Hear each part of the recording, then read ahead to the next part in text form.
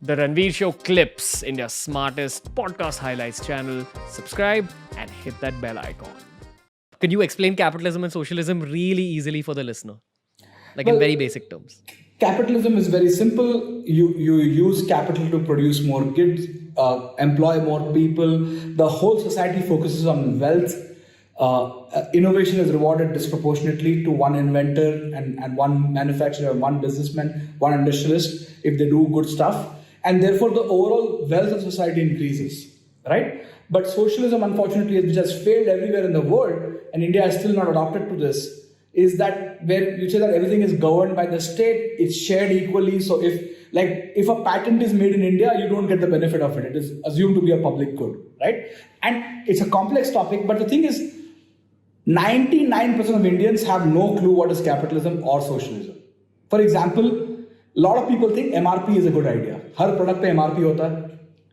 And fundamentally that is against capitalism, because why somebody like you and me who are staying in affluent neighborhoods paying 30 rupees for Diet Coke and somebody who's not staying in affluent neighborhood also paying 30 rupees. We should be paying 100 rupees for that, right? Because our real estate is expensive in our area, storage is more expensive, delivery cost is more expensive.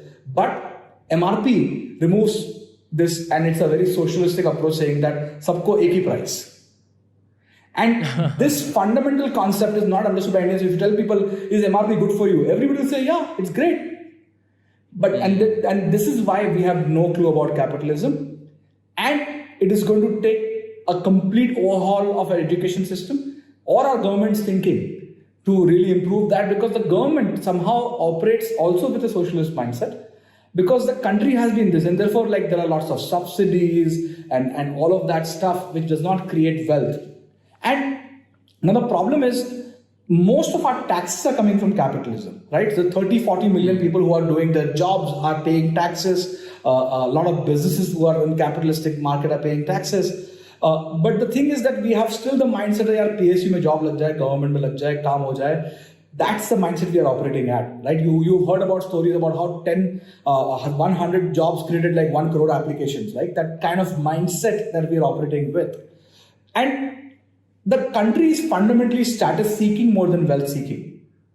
And therefore the Indian crab story is a very popular story. I don't know if you've heard about this story, where there is a story which says that one guy goes to a crab store and there are lots of these containers where crabs are stored, and in one container is kept open, and the guy's like, isko kyun khula rakha hai? Like, why is this container open? He's like, oh, these are Indian crabs.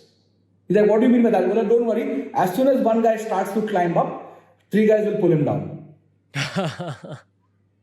Right? And this is the fundamental problem of difference between wealth-driven society and status-driven societies, right? A status-driven society fundamentally dislikes anybody going up in life. A wealth-driven society is like, tera paisa ban raha hai, mera paisa ban raha hai, sabka paisa ban raha hai, right? And they are way more collaborative. And I think we don't understand this because we've never seen a collaborative society. I'll tell you another factor that we don't understand. India is not one country. India is 25 countries merged to become one country. And therefore, we have need for neutral platforms. Let's take example of neutral platforms. Our neutral sport is cricket, not from India. The way Kunal and Ranveer can speak to each other is through a neutral language, which is English. Our neutral beverage is tea and coffee, not from India. When we have a party at office, the neutral food that is ordered is pizza, not from India. Samosa is not from India. Biryani is not from India. In fact, I recently discovered that even khichdi is not from India. Oh, really? Yeah. Is it from Nepal? It's from the east, so China, Nepal ke aaspaas ka kahin pa hai. The point is, we do not realize that the need for this country to come through neutral platforms. For example, let's say magically we ban arranged marriages, and we also ban same language relationships. Let's say a Gujarati cannot marry a Gujarati, a Punjabi cannot marry a Punjabi.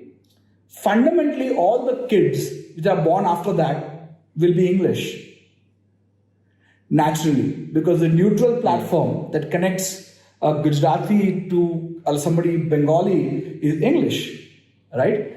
And I think we don't realize and accept these things, and we are confused between still fighting elections on the old topics, are stuck on some old principles. And the reason we are like that is that nobody is interested in future. Everybody is happily celebrating past, right? The fact that we are still thinking about, let's say, building statues of some old people, or creating some things which take a lot of money to build some of the stuff that about past glory.